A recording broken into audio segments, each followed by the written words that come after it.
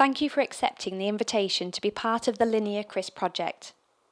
This project is funded by the Scleroderma and Raynaud's UK and World Scleroderma Foundation, with the support of the NIHR BRC and 1000 Minds software. You have been invited because you are either a clinician with experience in clinical management of scleroderma or a patient affected by diffuse cutaneous scleroderma. There are many drugs currently tested or about to be tested in clinical trials for diffuse scleroderma.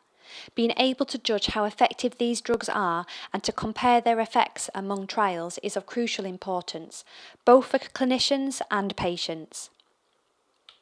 This is, of course, also important for the health authorities that need to decide whether to approve reimbursement of new drugs. The ACR Combined Response Index in Diffuse Scleroderma, or ACR-CRIS, was developed exactly for this purpose, to help in the interpretation of how a drug is effective in a clinical trial. The ACR-CRIS has multiple strengths.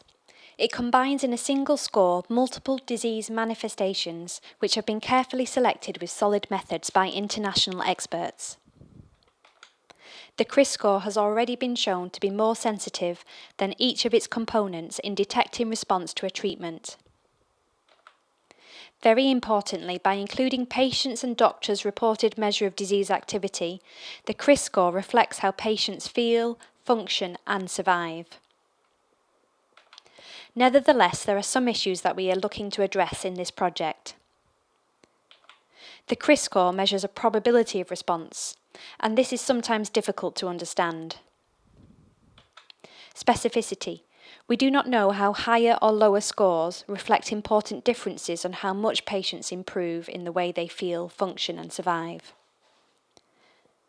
Also, the CRIS score, by measuring response, lumps together patients that worsen and the ones who simply do not improve or are stable. So here we asked a question: how can we improve the way we interpret ACR CRIS score in measuring efficacy of a new drug? To answer this question, we plan to build a scale of clinically important changes and to use it as an anchor for the ACR CRIS. This will allow application of a magnitude of clinical improvement or worsening to the abstract numbers of the CRIS score. You are here because we need your help to build this scale. We will ask you to choose between two patients in a series of questions. You will need to decide which one of the two patients you think has a better or worse outcome. Describing patients' outcome is sometimes very difficult, so we will simplify it by describing only two aspects at each time. These will be chosen among presence or not of organ failure and clinically important differences in lung function, health assessment questionnaire, and skin involvement. Your opinion matters. It will be compared with 80 other people, half doctors and half patients, and it will be used to build the scale. We will tell you now how we define organ failure and the clinically important differences in lung function, HAQ-DI, and modified Rodnan skin score. But don't worry about memorising these definitions. At any time during your choices, if you feel the need to check what they mean, you can leave the survey open and read our summary of definitions that you have received by email. When you read organ failure, we mean one or more of these three events. Respiratory failure. This is a dramatic loss of lung function, leading to serious difficulties in breathing. Doctors define it when there is a 30% loss of DLCO and/or 20% loss of FVC in 12 months, or when there is a new diagnosis of pulmonary artery hypertension. Heart failure. This happens when the heart is not able to pump enough blood around the body. Doctors define it as clinical congestive heart failure or documenting a left ventricular ejection fraction of less than 30% at heart ultrasound. The third is renal crisis. This is a peak in blood pressure caused by scleroderma that harms the kidney function, and patients often require dialysis. Regarding lung function, we will describe clinically important differences as improvement, stable or worsening of forced vital capacity percentage predicted, or percentage FVC. This is one of the lung function measures taken during pulmonary function tests. Published studies have shown that a worsening or improvement of at least 10% of FVC is the minimally clinical important difference, or MCID, in this measure. It means that 10% improvement or worsening in FVC over 12 months is a change that patients can actually feel in their breathing, and that makes a difference for the clinician treating them. For instance, escalating treatment if this worsened, or judging a treatment effective if this improved. As a patient-reported measure of overall health, we will use the Health Assessment Questionnaire Disability Index, or HAQ-DI. This is a patient questionnaire that you will most likely be familiar with.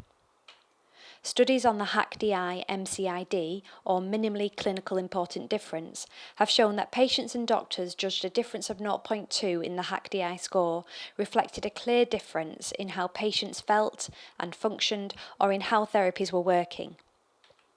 So based on this MCID, you will see patients described as showing improvement, being stable or demonstrating worsening HAQ-DI. For clinically important changes in skin involvement, we will use the Modified Rodnan Skin Score, or MRSS, which you have most likely performed or received many times. Skin involvement is very important in scleroderma, and it actually defines when patients are affected by diffuse scleroderma. The Modified Rodnan Skin Score ranges from 0 to 51, and it measures the skin thickness in 17 areas of the body, each scored from 0, normal, to 3, where it is impossible to fold in a pinch.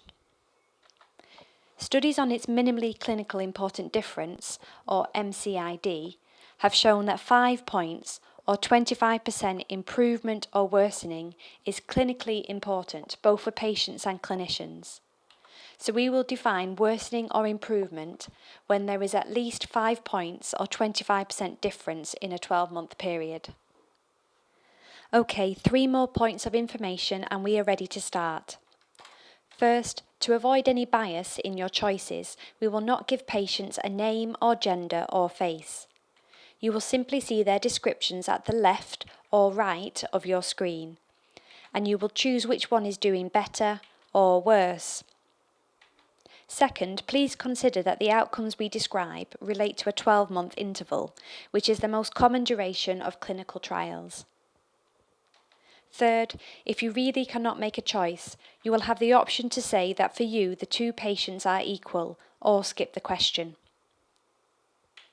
Let's start by choosing which of these patients you think had a better outcome after 12 months.